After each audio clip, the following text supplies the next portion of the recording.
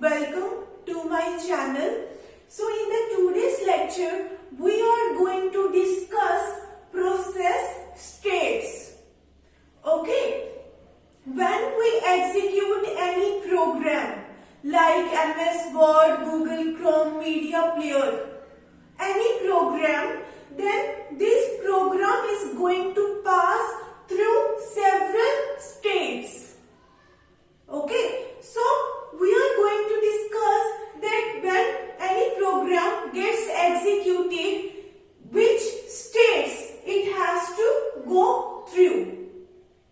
Okay, so initially in your computer we have hard disk. All of your files of your computer is saved in the hard disk. Okay, all of the files are initially stored in the hard disk. Okay, so when any program is present in the hard disk, we call it as a new state. We say that our program is in a new states. Okay, so we have several programs like MS Excel, MS Word, Notepad, and all of the files which you see on your desktop. Initially, all are saved in the hard disk, and we will be calling it is present in the new state. Okay, so whenever you want to execute any program, let's suppose I want to open MS Word. So what I have to do? I have to do double click on the MS Word to open it. Okay, what does it mean? I am giving open command to open the MS Word file on my computer. So I already told you that whenever we have to execute any program, first of all, you are going to load that program from hard disk to the main memory. All of the programs which you want to execute, firstly, you will be loading all of that program from the hard disk to main memory. And why it is so? Why we cannot execute our program in the hard disk? Why do we need to execute our program from the main memory? Because your hard disk is far. It is at a great distance from the CPU. If you have to execute all of your files from the hard disk, then it is going to take a lot of time to execute your file because it is present at the greater distance. While your main memory is very close to the CPU. So it is easy to execute instructions from the main memory because it is very close to CPU. You can execute all of your instructions very faster in the main memory. So that is the reason that we have to transfer all of the programs from hard disk to main memory, and your hard disk is a permanent storage. Your hard disk is a permanent storage.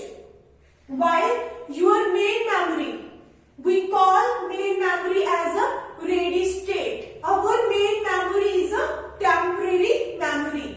So let me tell you the difference between temporary memory and the permanent storage. Okay, so all of the files which you see in your desktop, all that files are saved in the hard disk, and hard disk is a permanent storage.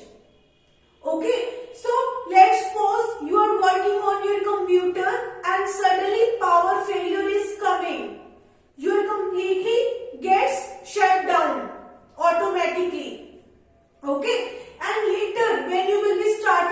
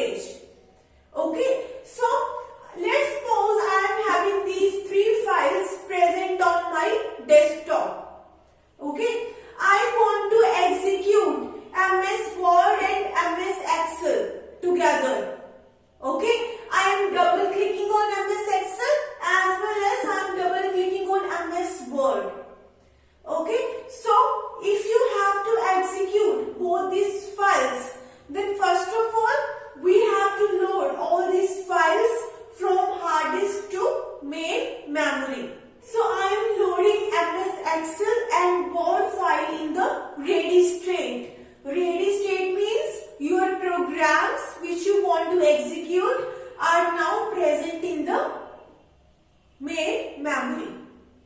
Okay, so we have to transfer files from hard disk to main memory. We have some schedulers. In operating system, we have some schedulers. Okay, and we have a one long-term scheduler.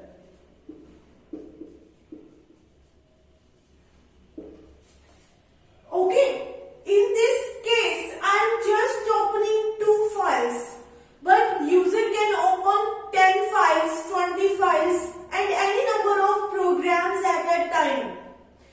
Your hard disk has a lot of space.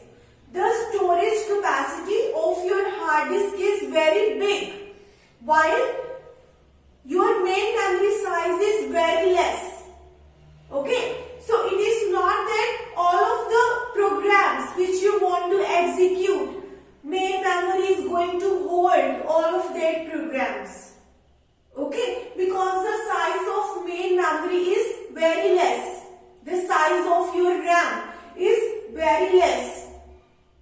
So let's suppose if you are going to execute 15 to 20 files at a time. So we have to transfer all of that files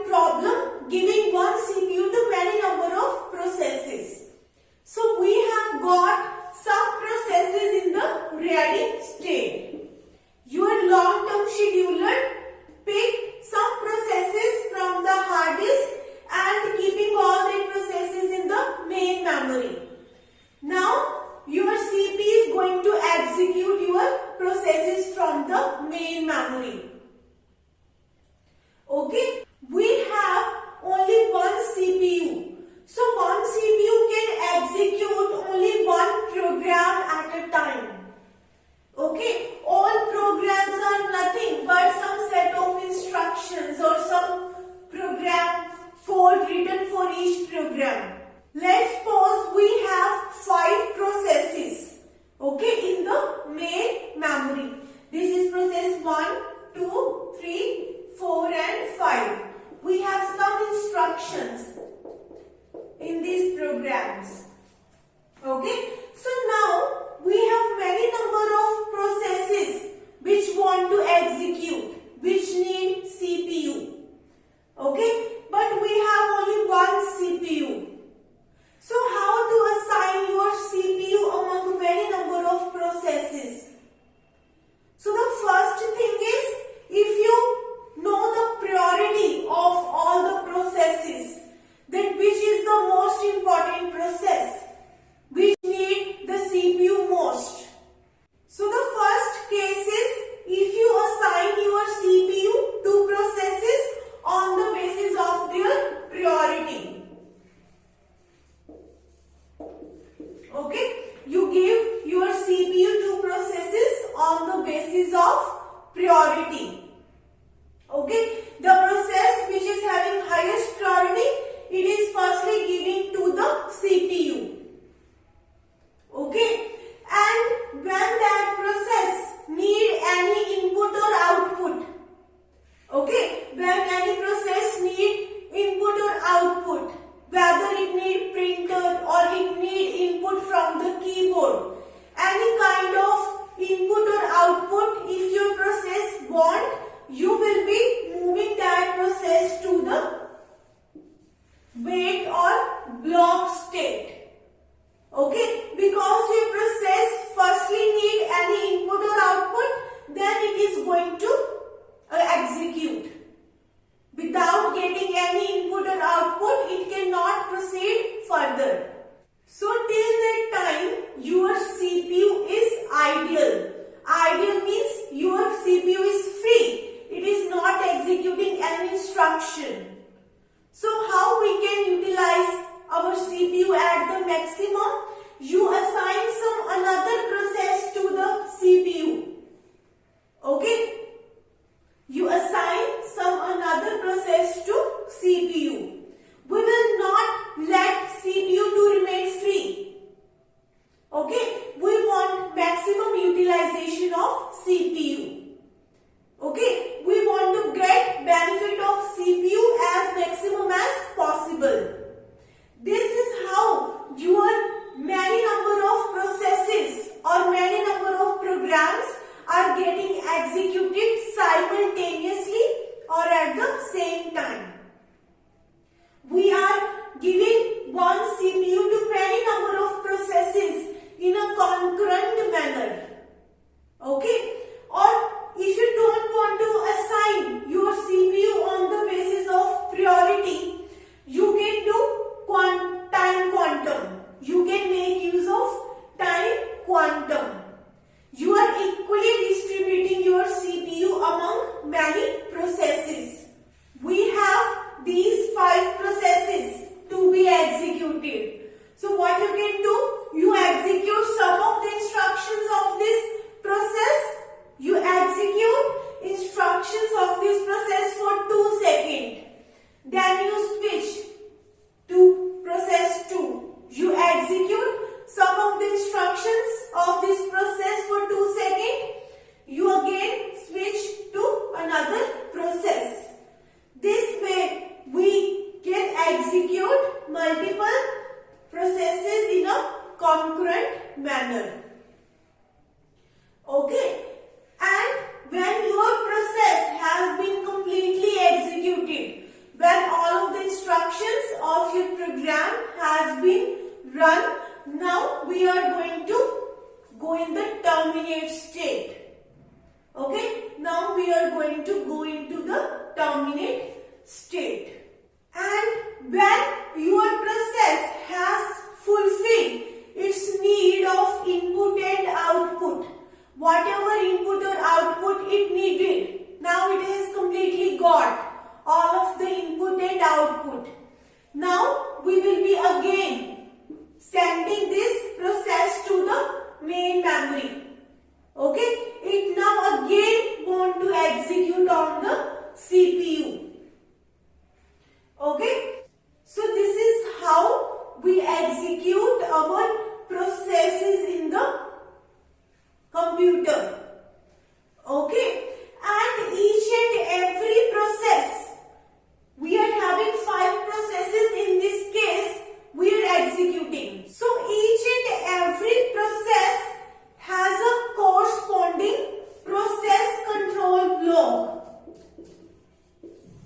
whatever processes you are running, each and every process has a process control block.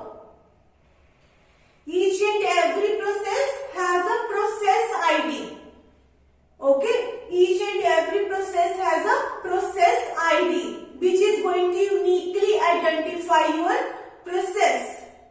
Okay, and the purpose of PCB is it is going to maintain the state of your process. Okay, let's suppose your process executed for some time on the CPU. Now you are giving CPU to some another process. Okay, you are using time quantum. You executed process 1 for 2 seconds. Now you want to give CPU to second process. Okay, so when again you will be executing your process 1 on the CPU, you will not be executing this process 1 from the starting. You will be executing this process from the point where you left in the past. Okay, so we should know that how many instructions we have executed of this process. Okay, now if you again give it to CPU, we want to start executing the instructions. So we have to keep record of all these things. Okay, so process control block is going to save the state of your process. So, and now let's discuss these 2 remaining states. These are the most important states. These 5 are the most important states. Okay, and what is the meaning of this suspend ready and this suspend wait state? You have loaded many number of processes in the main memory. So there is a chance that your main memory may be completely filled. There is not any other space pending so that it can accommodate any more process. Okay, but let's try to consider the situation if another process wants to execute whose priority is more than all of these processes. Okay, some process with highest priority.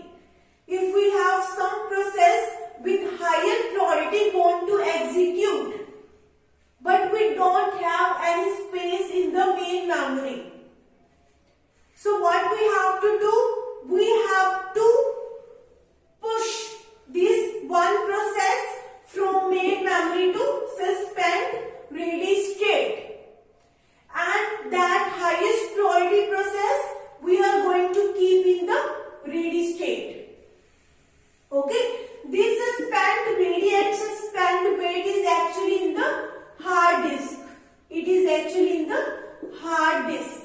Even if your process is present in the wait state, it needs some input or output, but still that process is present in the main memory. Okay, so we have to push that process from main memory to hard disk. Okay, and the question is why you are not keeping that process in the new state? Why you are making separate state for these 2 processes?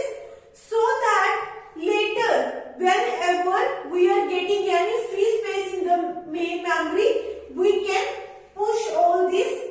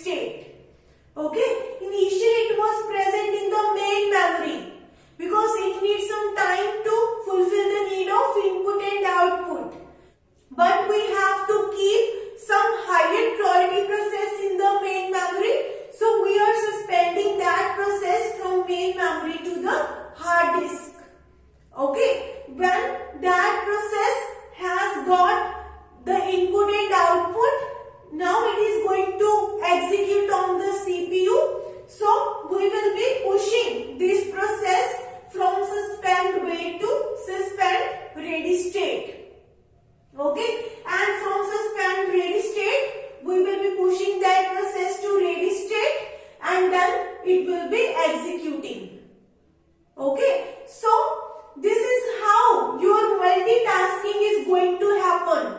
Your operating system take care of all these operations. We have one short-term scheduler. What is the purpose of using short-term scheduler? We have many number of processes present in the main memory. But at a one particular point of time, we have to give only one process to the CPU. So which process to choose among all of these processes for execution? Short-term scheduler is going to take decision that which process out of all these processes I should give to CPU for execution. Okay, and we also have a one medium-term scheduler. Medium-term scheduler. What is the meaning of medium-term scheduler? We have some processes present in the main memory, and let's suppose some highest priority process want to get executed. So we have to keep that highest priority process in the main memory, and we have to suspend one of the processes from the main memory. Okay, so which process to suspend out of all these processes so that we can keep highest priority process in the main memory? Which process to suspend? So this decision is taken by your medium-term scheduler, that which process I should suspend from main memory to the suspend ready state. This is the complete internal working of your multitasking. This process state tells you the complete idea that how multiple processes are getting executed at the internal level. So, thank you so much for watching my video. If you have any query, I have mentioned my email ID in the description box. You can contact me on that email ID.